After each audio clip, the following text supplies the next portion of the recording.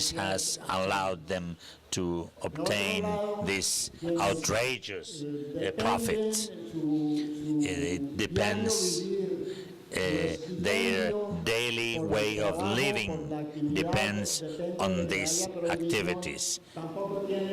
If they don't have any interest, it is understandable, it's logic, and even looks nice, because their works would disappear.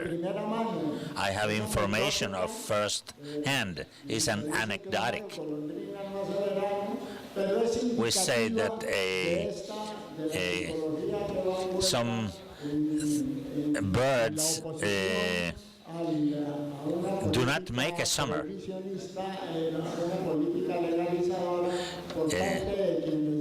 But legalizing policies would be more healthy. As an example, in the year 94, in January, being a national attorney of my country, I was invited to a lecture one day in San Diego, California, to discuss about the money washing and how to fight this money washing. Of course, this money came from drug dealers. In that moment,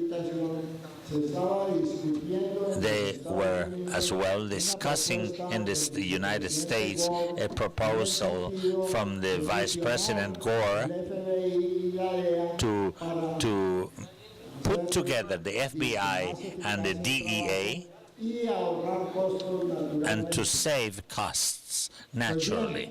Well, all this lecture that took one day, that was supposed to be on drugs with authorities from DEA, was dedicated to discuss how to combat, how to fight, and to study the proposal of Mr. Gore, because they thought that many of them would be fired out of their works. I understand that very well, that position.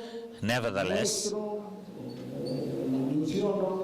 but I should mention it as one of the factors that oppose a change, a switch of a strategy, regulatory strategy or organizing strategy. They also oppose to that change the corrupt politicians, and corrupt not only because they receive the money, but they use this prohibitionist politics to obtain political benefits, showing themselves as flagmen of the social peace, as protectors, so that the people does not become contaminated by the evil of drugs. All the goals that have been searched through these politics have not been achieved. In spite of that, the corruption is present, and it continues supporting the need to be stubborn with this prohibitionist politics, because it represents a very great benefit, a big benefit. Finally, among the opposite groups of the politics that we proposed are people that do believe that they are in the right position. They consider that the only way to solve this problem, the consumption of drugs, is by prohibition, and at least they know that they cannot win the war, but they can put the hindrances to avoid the damage that drugs cause. I think that this group, we have to focus on them.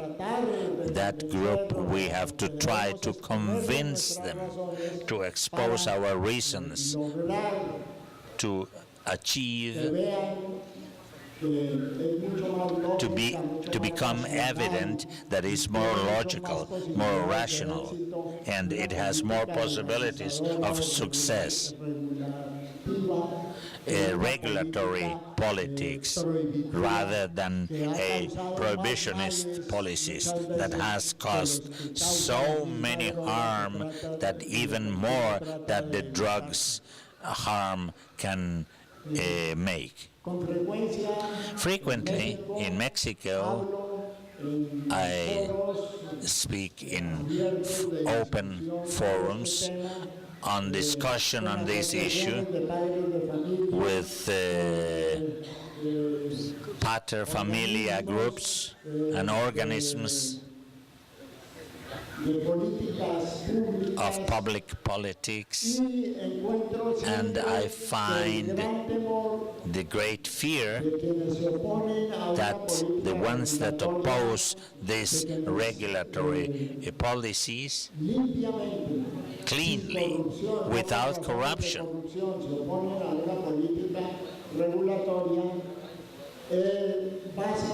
they base the way of thinking in the fear that these regulatory policies will lead to an increase of the consumption of drugs. This naturally worries us that promote the legalization policies.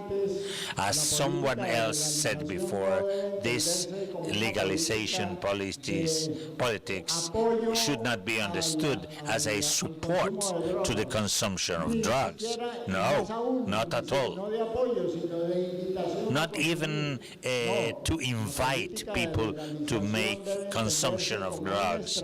This legalization must be understood as a strategy, focus to take away the business from the narco dealer and the corrupt authorities,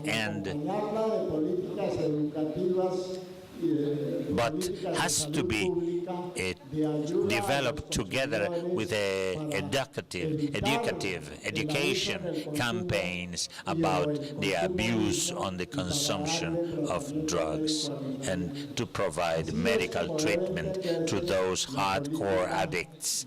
This is how this regulatory politics must be understood. Among the pater familia, the opposition that I have found about the legalization is based on the fear that with these policies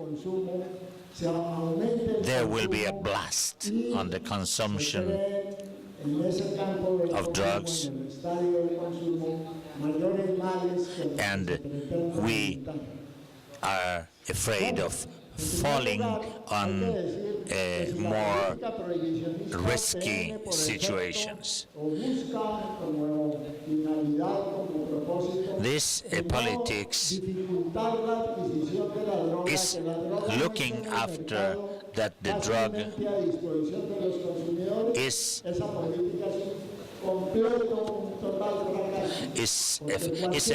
a fail. It doesn't work. Any citizen with 5 cents of courage and wish, you can get as much drug as you want, even with the prohibitionist politics.